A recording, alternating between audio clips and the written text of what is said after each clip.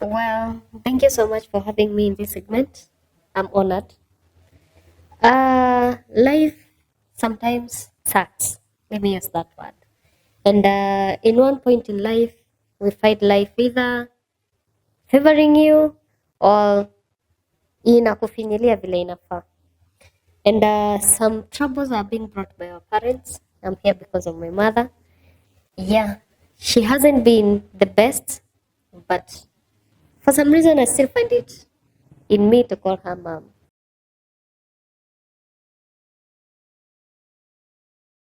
Well, there are days in my life I would say her mistakes are some sort of negligence of being a mother. A good example, back in the years or some years back, I was planning a wedding.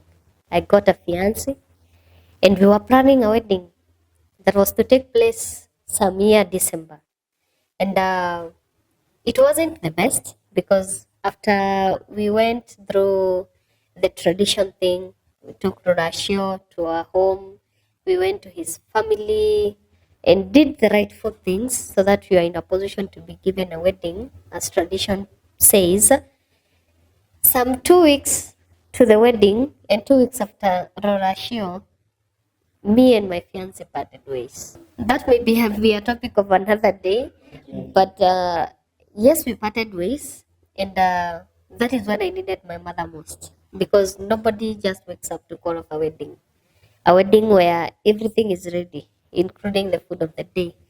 So, yeah, that is when I needed her most, but she was not there because after our breakup, I went missing and the guy went missing. So we parted ways. Nobody knows where anybody is. At that moment, I didn't receive a call from my mom to ask me what has happened. What happened? In my disappearance, I received a call from my aunt telling me some maybe let me say probably 3 months. I'm not sure of the months that she took, but I'm like after 3 months, I received a call from my aunt telling me I hope you know your mom is around. And I ask her, around doing what? Ask me, kwani hauna habari? And I'm like, the last time I spoke with her is during my Rorashio. I never spoke with her later on. Maybe about where her whereabouts. So she tells me, you know what? They're having a dinner party at your fiance's place. And this got me at a tug of war of trying to imagine I was the person who needed her the most. Why would she go to my fiance's place? For what reason? For whatever reason it wasn't valid to me. Because I would rather spend her with her at my place or wherever I was than my fiance's place. That didn't make sense to me.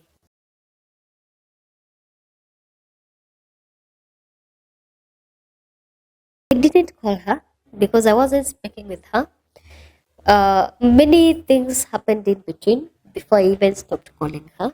A lot in between.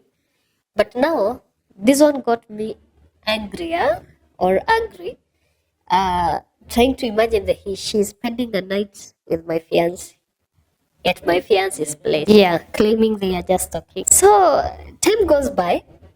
I never ask about or call and ask her about the place or my fiance or anything, any discussion they had. I never followed up. I just swallowed my ego and I just said, well, we are all grown ups. So you may decide what you want at the end of the day. But this day, after a long silence, I decided to call her. That is around 1 year later. In this 1 year, I never landed home. I decided I'm not going home. I'm not picking their calls. So, but this one day, I just decided I want to call her. I called her and she asked me, hujaipata mwanaume mwingine? So I'm like, you even don't care where I was. Your interest is just about men. So whatever the allegations I had about the night they spent together with my fiancé, for some reason I'm a human. So it will turn out to be true. And it was not easy. It was tough because we really argued over the phone because that shouldn't even be the agenda of a parent. The thing she would ask, umekuwa wapi? Mbona sikupati? Those are the kind of questions I would ask. I would actually be waiting for. I'd be eagerly waiting to answer, But not a question like, hujaipata mwanaume mwingine, it's just an 1 year. You haven't spoken for the 1 year. Now, why would you ask your child, hujaipata mwanaume mwingine? Later alone, maybe after 2 years or 1 year after now the call, I go home, find her WhatsApp messages, Facebook messages, just find her calling the guy my son, my dear son. I have no problem with the name dear son, but why do you keep talking to a person that your child is not okay with?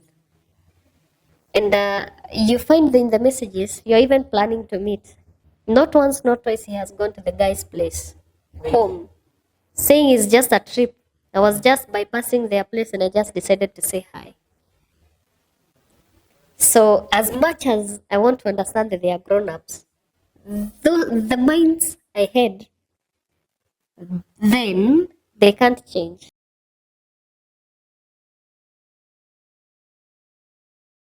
I can say yes because we're all humans.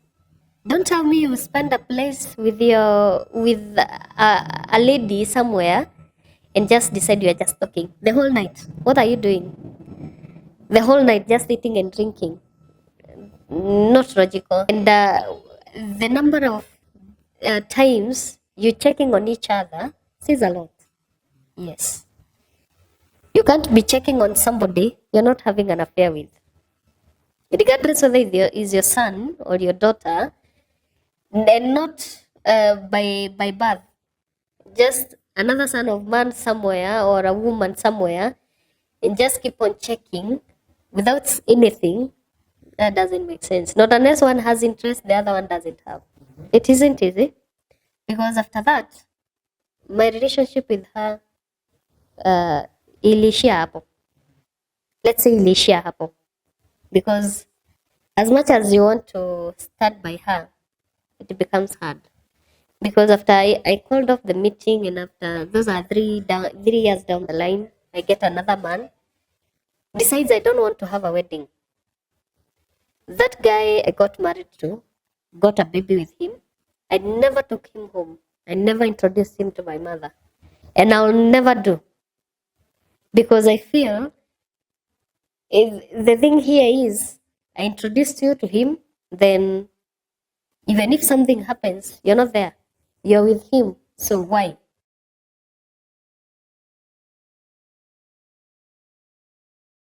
No, because you know this the aspect that is here. You are not hating my mother from a point of her tabia.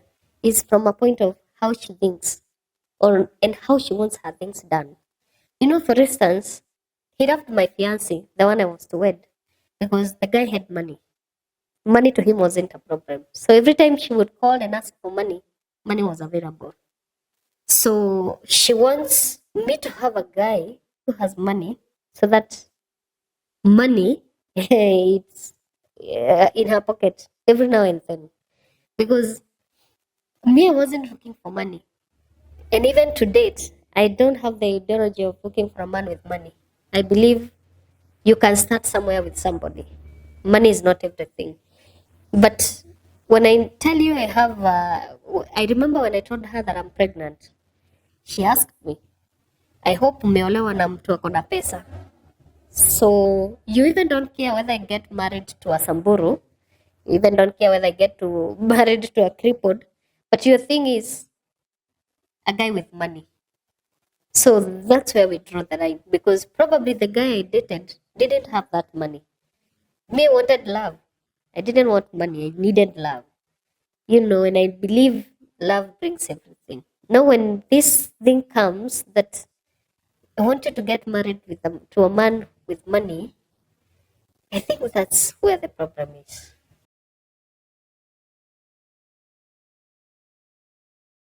I can't tell much, but there are things I could see and I could tell, even if I wouldn't speak. And she really changed when my dad passed.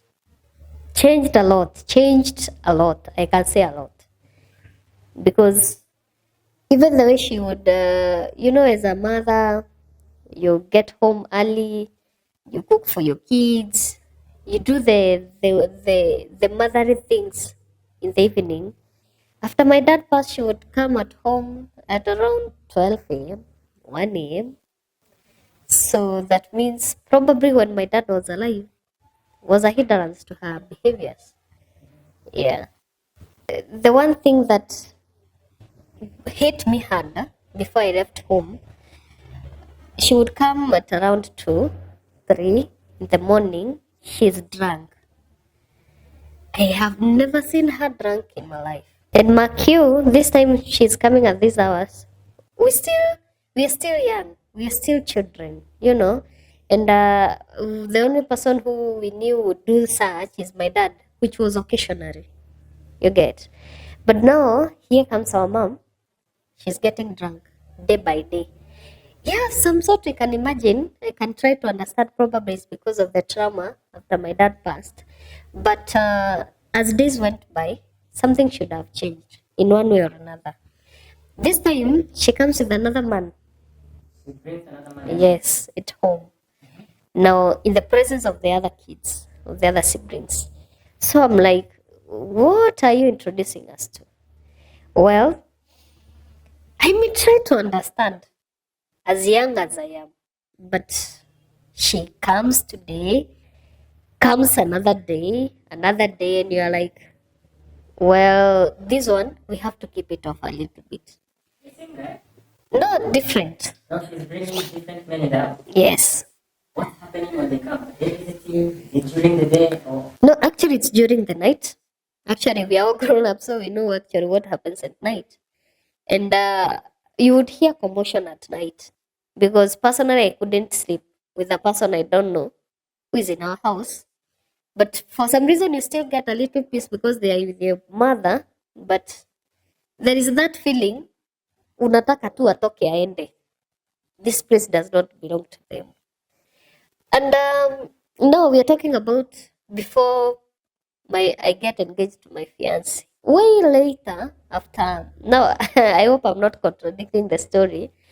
Way later, after I got my baby, for some reason we parted ways with baby daddy, and I have to set back home. You go back. Yes, because I don't have an option, and life in town is a bit sucking without money, without a job. You have a child and a house to pay, bills to pay, you have a lot. So I have to set back. I go back, and it wasn't easy. So my child is small at this age, very small. Ndio amejifunza kutembea, and I'm not that well because pia mimi kwenye nilikuwa, you hear that I didn't get married to a rich guy, so we went through tough things, and I was a bit slim, sikuwa na mwili mzuri wa kupendeka because at this time I'm a lactating mother, ndio ninajifunza uzazi, I'm very young, but here I am, I'm at home, so get used to 1, 2, 3, get used to things how they are done at home, yenyewe naanza maisha upya. But then after 2, 3 weeks at home, she starts selecting for me men who she would feel should get married to or I should get hooked up with. Now the problem is here, it doesn't work out well when you don't have money even to buy pads. You don't have money to buy pampers for your kid.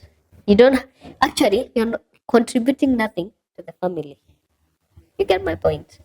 Now she's feeling you're becoming a burden. So she thinks looking for somebody to support you in the support of a man would be better.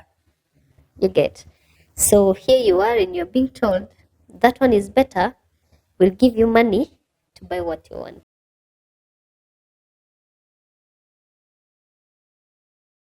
They'll come the way I would visit your home. I come as a visitor and sit down, have a cup of tea, conversations here and there, maybe probably how the week have been. Then I would, then after the conversation, I would receive a strange call. And then I would be told that's the guy. So I would ask, what about the guy? Then I would be told, you see that man who had visited here? Yeah, I wouldn't mind if we hooked up with him. Now the problem is the guys are being hooked up with. They are the age mates of my dad, Sam. And wengine, I even knew the wives.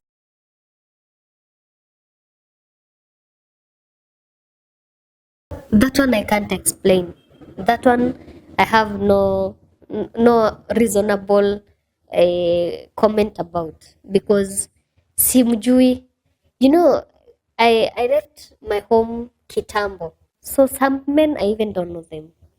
I really don't know them. But maybe akikuja, I would tell that man nishaimuona mahali and maybe I would ask some people or some my neighbors ule anaitwa nani, so it would be called anaitwa baba fulani, ni wa wapi, ako na watoto, just wanting to know, or rather the reason as to why I would ask, just to know the person, because now at this point I'm feeling like I'm in the wrong place.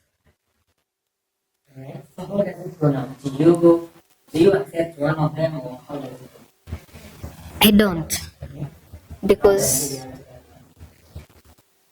how she reacts, I'm chasing away from home. Oh. Yes. So now you're thrown out of Yes. Yes, because there is a day, I remember one day she told me, lala na wanaume upate pesa. your own mother tells you that. Yes. Lala na wanaume pata pesa. Yes. I remember her words like yesterday. And mark you, I'm lactating, like I'm breastfeeding. So I wouldn't expect my mother to tell me lala na wanaume upate pesa. When I needed her the most. Sometimes you go through a lot and you're like, I need a shoulder. I don't just need money. Nataka mtu wa kuniambia all will be well. So I refuse. I don't sleep with anyone. He selects me many more. Like I can count 10. Telling me go with that one, go with that one, go with that one. But I feel kile unataka siwezi. I can't sleep with a man older than my father. Or age mate to my father. And I'm not crippled or disabled or infertile or sijachomeka also such that I can't get a man if I want to. But this time, I've just post 1 month or 2 months after my breakup, or rather after my marriage broke. I don't need a man. I need healing. But yeah, haoni hivyo. Yeye haja yake ni pesa. She just needs money. Yes, money to her is everything. And the ways to get her money, even if ni mimi nilale huko, bora pesa ikuje, it is okay. But for me, that can't work.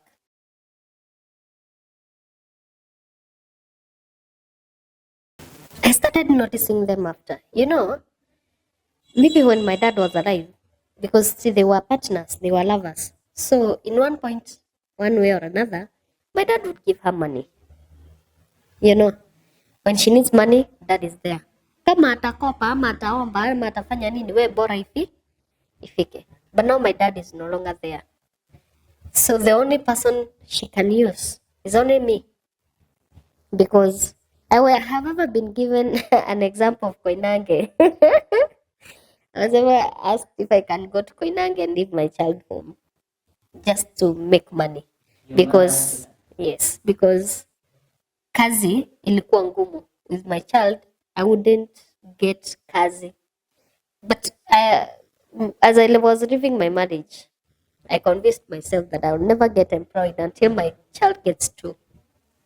Because I was imagining the challenge my child would go through kakiwa kadogo, and the behavior of my mother, because the only way I would bring up my child is taking him to my mom. And Makio, at this point, I know her behaviors. I know that she drinks. I know she has a lot of men. I know her tidy and I mean untidy behaviors. So I just decide within me, I'm not getting employed. So I'm choosing away from home and I have to start somewhere.